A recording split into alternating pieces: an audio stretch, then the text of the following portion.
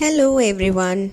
Good morning. Happy Monday, and here comes the last episode of June on Monday Morning Muse. How are you all doing? I am okay.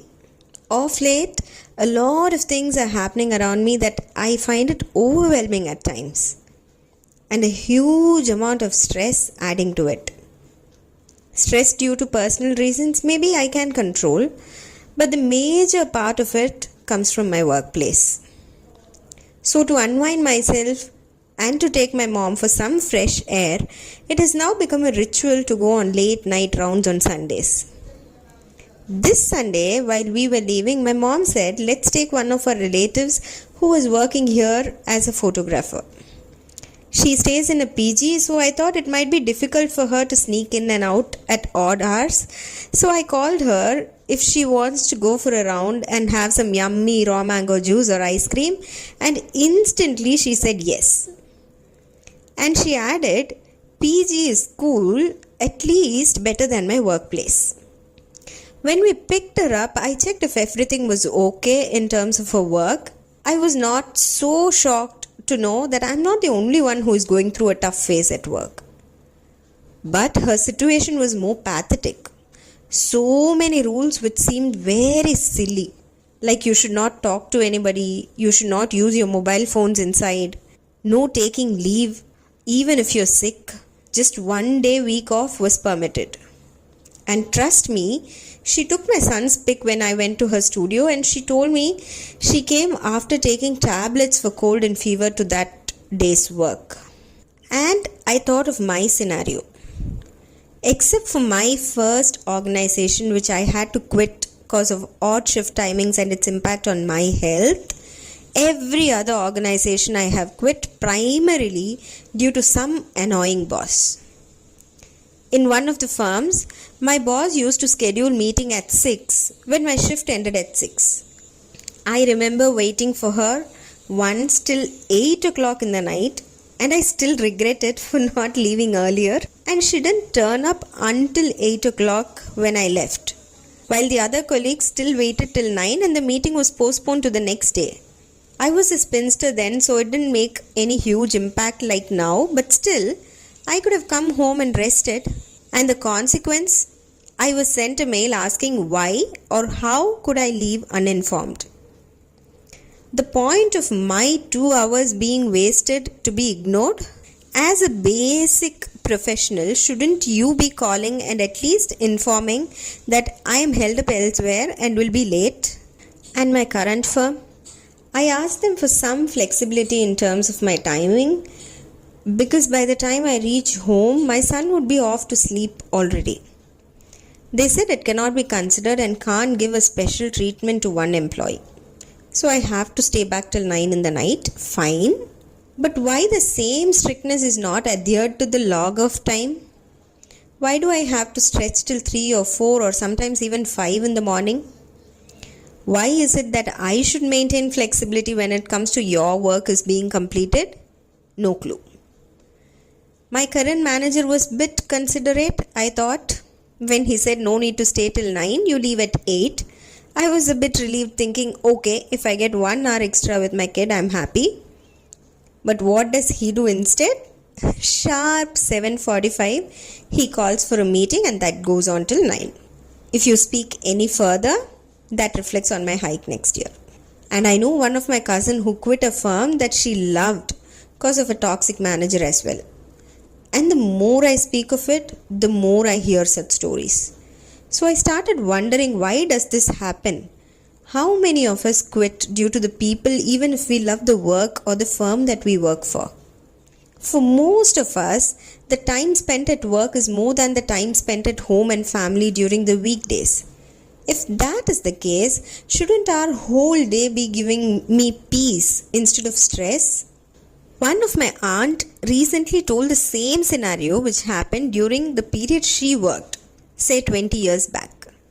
Her boss used to ask for the day's report exactly when she picks her bag at 6. And one fine day she got the courage to tell him that if he needs the report, you ask me earlier and not while I just pick my bag to leave home. That's when I realized, why do I lack the courage to say no? That is actually a huge talent to have in corporate offices as well as in personal lives. When my dad and a few well-wishers told me to appear for exams to get into government jobs, I used to say, what a boring life it'll be. Go late, come early, work as little as possible. But right now, I envy them. This hustle, bustle work and late night stretches, they're taking a toll on my health, my mental well-being and everyone around me as well. So the major questions that are now lingering in my mind: why can't people work just during their stipulated 8 or 9 hours? If the work is not completed by then, why to put unrealistic deadline and spoil everyone's well-being? Who will be responsible when it comes to the health and mental well-being of the employees? Even if the employees are expected to work beyond their shift hours, is someone giving them the monetary benefit like the overtime wages? No. That goes part of the cost cutting. So you make the employees work dogs and cats and you don't pay them enough. Where has the concept of work-life balance gone? Earlier, people used to work for 8 or 9 hours and then the remaining hours of the day was for them or their close ones. Now, there are days when I don't even get to talk to my husband because of continuous calls and work. And why is there no flexibility in terms of work from home? Why is that still not being explored when the whole world proved that the work will still go on no matter what during the pandemic? One such incident happened to me very recently on May 1st. Unfortunately, being in finance sector, I have to work on May 1st as well when the whole nation is on holiday. But this company is gracious enough to give us a double pay and comp off for that particular day's login. But my manager, he made us come to the office saying, you're being paid double, not to watch TV at home but to work. Why this mentality? Why can't the employees be allowed to choose to work at their convenience, at least on a national holiday? And why there is no consideration for working moms and new moms? I still feed my kid and I know the pain of not being able to reach out to him for hours. Why not allow them to go a little earlier to their kids and then continue work if it doesn't have any dependency? Where has the basic humanity gone? These are the biggest questions which has been running in my mind for over the past few days. And for all this, one big lesson I learned recently was tell no. When you're not comfortable doing something, tell a big no.